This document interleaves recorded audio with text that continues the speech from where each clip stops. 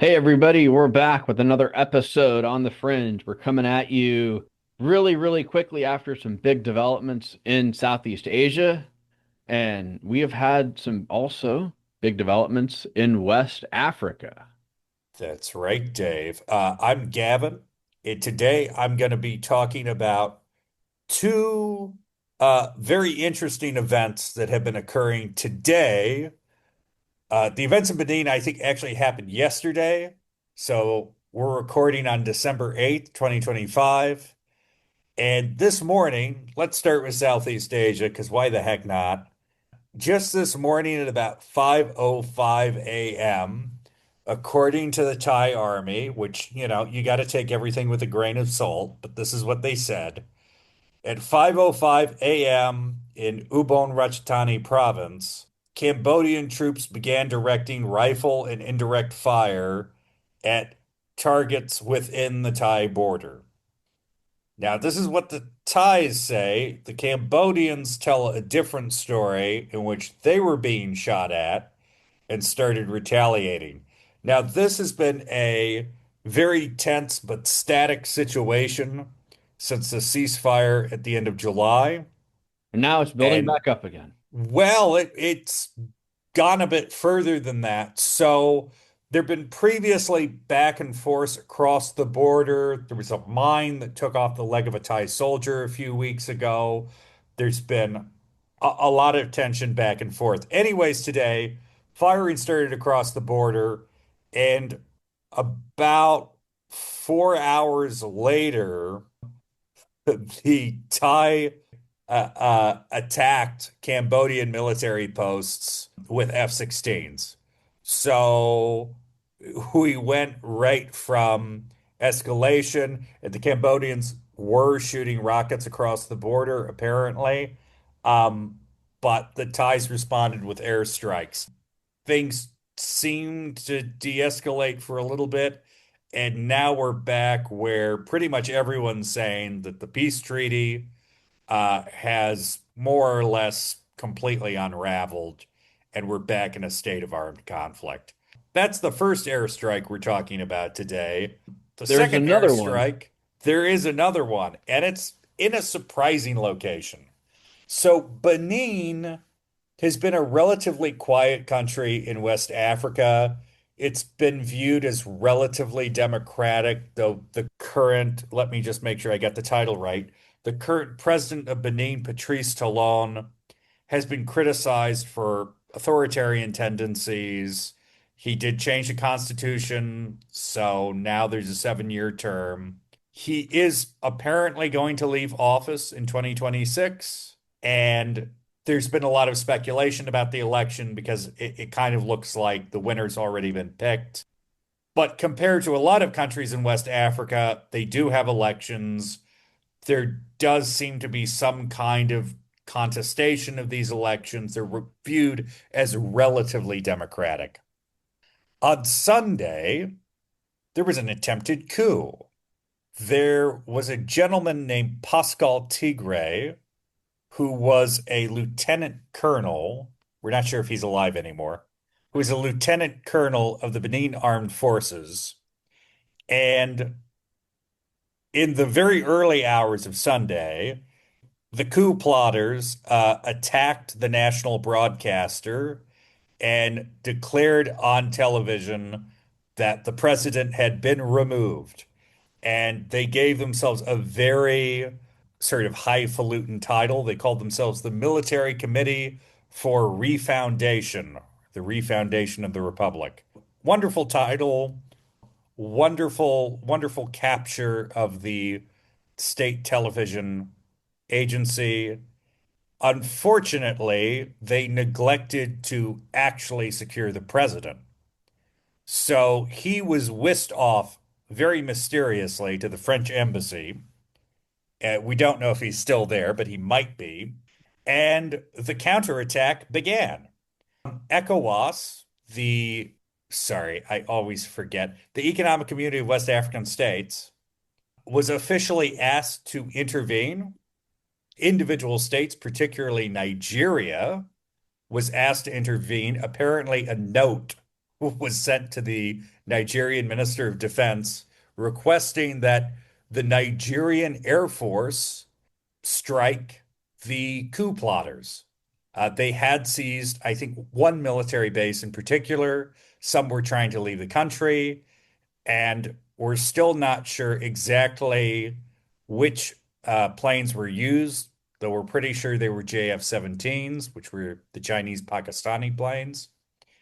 And they successfully bombed the sort of coup faction, and they seem to have reasserted government authority. We know there are now Nigerian, Sierra Leonean, Cote d'Ivoire, and I think Ghanaian troops in the country at the moment. One of the things to just note about Benin is critical for ECOWAS. They connect Nigeria to everyone else, and Nigeria is the big dog. It's viewed as a critical state logistically, and it's also worth noting that this comes immediately after a coup in Guinea-Bissau just 3 weeks ago. They were not taking any chances. Now, there's a lot that's very mysterious about this. We're still not entirely sure. Was there foreign involvement with the coup plotters? What were they really trying to do? Where is the president of Benin? Why did he go to the French embassy? These are all big questions. Well, it sounds like it's tinfoil hat time, Gavin. Oh my gosh, it is.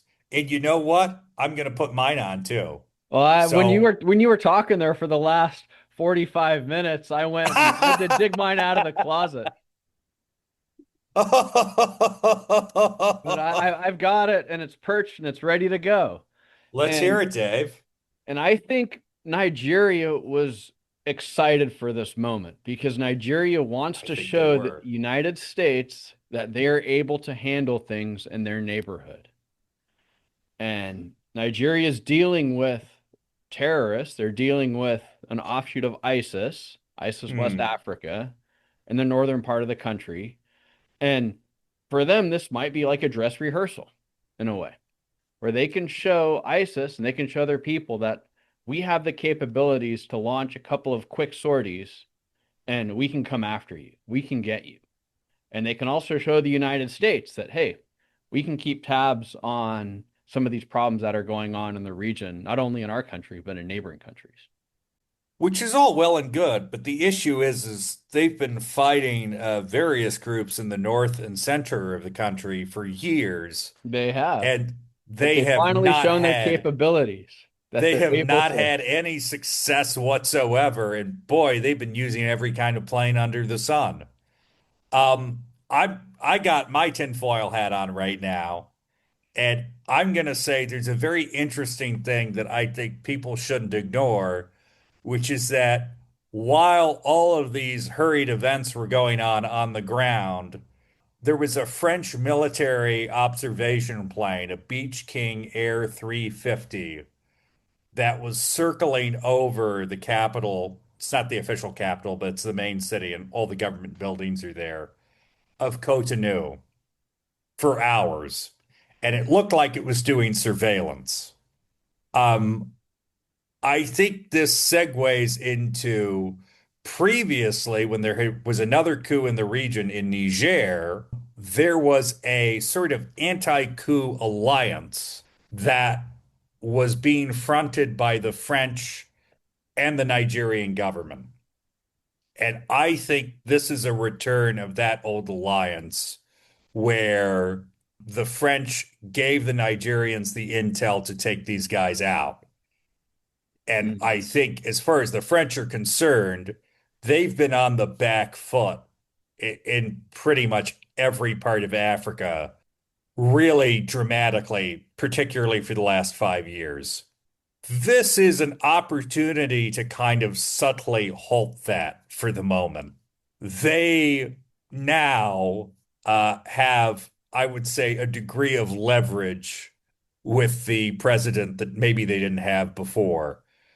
Well, especially if they Because, took him into their embassy. but I'm thinking so. The Nigerians are trying to get ahead. The French are trying to sort of stem the tide. I think this is actually long term going to create more problems for the French and the Nigerians because now I think people are going to look at Mr. Talon, Patrice Talon, the president of Benin. They're going to label him as a puppet because he literally went directly to the French embassy, which is a little embarrassing. And two, I think for Nigeria, going off of what you said, I mean, you make a really good point, but I think something you have to keep in mind is that this is going to cause problems domestically in Nigeria for Tinubu, the president of Nigeria, because people are going to look at this and go, well, when 300 school children are abducted in the middle of the country, you kind of sit in your chair and twiddle your thumbs and go, well, we'll probably get them back. It's unclear really what the government has done in that situation. Some hostages have been released, but we don't know how, we don't know why. It's a very opaque situation with that. With this, the second a president is being threatened, and there is sort of this funny presidential solidarity, particularly in West Africa. When that happened, it didn't take you 30 minutes. Well, I When think to when that, this is a slam dunk for the Nigerians. I don't And I think it think is. going in and trying to rescue 300 children, it, it's Oh, it's oh very, yeah, very no, I see what difficult. you It's mean. very difficult for them to plan an operation like that. That's going to work. Yeah, This is a show of force. They can show up, they can drop a few bombs, they can kill a few people and say, we can solve problems in the region. yeah. And they can sell it, and that's Mhm. what they're going to do, or they're going to try to do it anyways. And I agree. I think this is definitely something that is going to be mentioned heavily to representatives of the American government. And I Mhm. think also pointed out as why you need to be supporting the Nigerian government Yep. because we can go in, we can get things done. Now, Well, yeah, they what were moved, I think, as a country of more concern a month or a couple of weeks ago because of the terrorism situation and and the Christians being captured kidnappings? and the kidnappings. I'm sorry, 100 people getting kidnapped one week and 300 people the next. It's not. I mean, I don't always agree with some of the rhetoric that comes along with it, but I understand bumping them up. Like, that's a problem. You have to look at that and go, well, this is a country that might be experiencing some security issues. Yeah. So, yeah, so a very interesting situation.